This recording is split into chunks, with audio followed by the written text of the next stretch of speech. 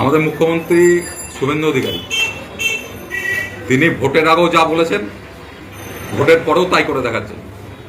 আজকে বাজেট থেকে আরম্ভ করে যা যা ডিসিশন নেওয়া হয়েছে, যা যা প্রতিশ্রুতি বিজেপি দিয়েছিল, সমস্তটা তিনি রক্ষা করেছেন। এবং বারুইপুরের যে ঘটনা, সেই ঘটনা খুব নিন্দনীয়।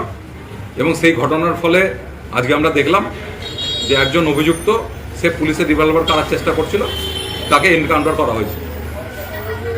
এবং এটা ঠিকই হয়েছে। এবং সরকার যে প্রতিশ্রুতি দিয়েছিল মানুষকে, সেই প্রতিশ্রুতি রক্ষা করেছে। এটা তৃণমূলের পুলিশ না, এটা বিজেপি গভর্নমেন্টের পুলিশ।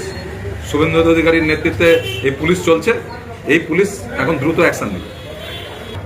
মা মানে সবার মা, এবং যে ধর্ষিত হয়েছে তার দুঃখটাও তিনি বুঝেছেন এবং তিনি তার ঠিক কাজ করেছেন। এবং তিনি একজন ভারতীয় হিসাবে, একজন মানুষ হিসাবে ঠিক কাজই করেছেন। এরকম যে নোংরা অপরাধ, তার এরকমই শাস্তি হওয়া উচিত।